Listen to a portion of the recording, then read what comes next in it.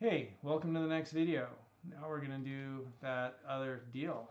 And so now we're going to do this one. And so for this one here, our Z is going to be our sample mean. And our sample mean is 297.6. So I'll just highlight that, 297.6. And here's our Z, 297.6. And then we're going to subtract from that the population mean. And the population mean, do we have a population mean in this one? I'm not seeing it. Did we get a population mean here? And the hypothesized population mean here that we're wanting is 295. And so 295 is going to go right here, right? Like that's what we want. This is how far we want it to go, is 295. And then over here, all this is going to be the same as this right here. So I could just highlight all that. And that's our standard error. And I'm going to put that here. Like that. And then I could get this value here, which is our standard error, right? Just making sure I did all that math right. And put that all there, and I could put all this here. And you know, I might as well just calculate that. It's gonna be 2.6, right? 297 minus 295 is 2.6. And then when I do this math here, and we could just get rid of these at this point, because there's no order of operations within those parentheses, there's just values. And I'm going to Control C that, Control T, Control V. Control T launches a new tab, and then I'm going to highlight that. Come on. There we go. And we'll bring that, we'll close this, we don't need it. And we'll bring that back here. And so our Z, oops, that's kind of big. Our Z is 1.532. So that's our Z, and we can get rid of that one. And at 1.532, a Z of 1.532, what's our probability? And so this is two-tailed, and it's our Z. So 1.532 is out here, and 1.53, and 1.532 is just going to be a little bit between that. There's like, what, 12 between here and there? And so if this is 2/10 of the way, you know, 1.532. So 2/10 of the way between 1.53 and 1.54. Then 2/10 is 20% of 12. And 12 times 0.2 is equal to 2.4. 2.4. So it's 2.4 because we're at 1.532, 1.532. So 1.53 and then 2.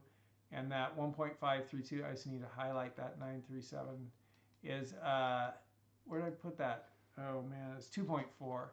So it's 1.532, I can't hold all the stuff in my head, 1.532 right here. And it's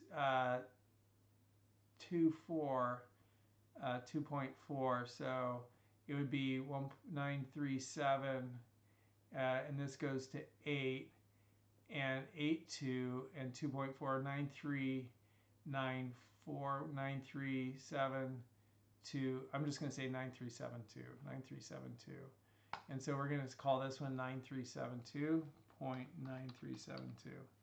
And because 0.93 is 1.53, 1.532, so 0.9370, we're going 0.9372. So that's 0.9372 probability, 0.9372 probability. Our Z-score, I kind of need to see the graph on it, so I'm going to draw this graph, and that'll take me a minute, so I'm going to pause this video. Okie dokie, here's the picture I just drew. I'm going to put this into two windows, so split this apart and bring that over and bring that over and bring this over. So many things going on. And just making sure I'm recording. I got a little numbers going up and I got volume. It'd be a bummer if I was like, oh, I forgot to turn on the microphone. So here's the math we did. And then here's the drawing that we got. I find this simpler, believe it or not, than memorizing the rules. And we're going to see the chaos of the rules in a second. But we came up with a z of 1.532. So there it is. That's my test statistic. This is using the critical value approach. And the probability that corresponds to 1.53, if we go to our z table, and we're looking for a 1.53 probability, that's 1.53 is 0.9370. And so that's 1.53 right there. 0.9372 is what we came up with. So 93.72, because I interpolated. Oh, well, we did that already when I was calculating it. So 93.72% of your data is from this point to the left. Okay, that's how the z table works. And if you look at we're working at a 95% confidence level, which means 95% of our stuff is from here to here.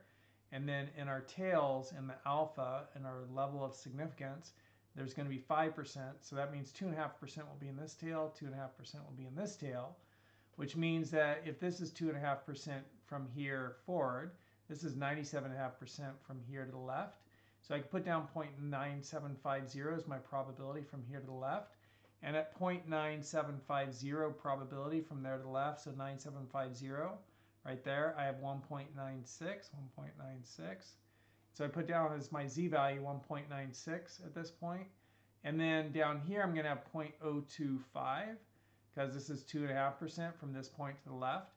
And if I look for 2.5% here, I'm going to find that right there, which is negative 1.96, which makes sense because there's symmetry, it's a bell curve, all that. So it's 1.96 standard deviations this way. Remember, z is how many standard deviations from a point from the mean. Here we have 1.96 to the right, 1.96 to the left.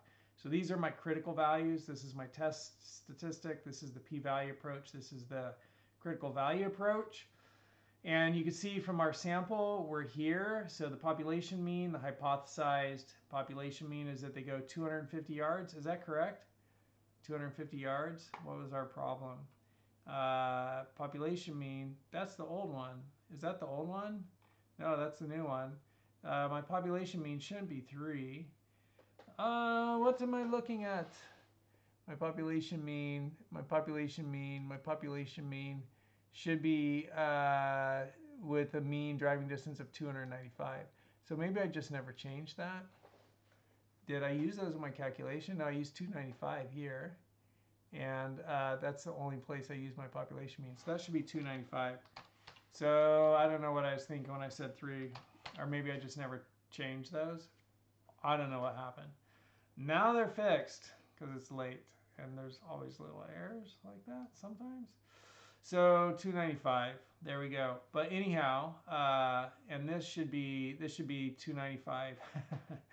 I don't want to change it, but I should. I'm going to take a picture because otherwise people will be like, why does it say 250? So let me take a picture. I'll be right back. All right, so here we go.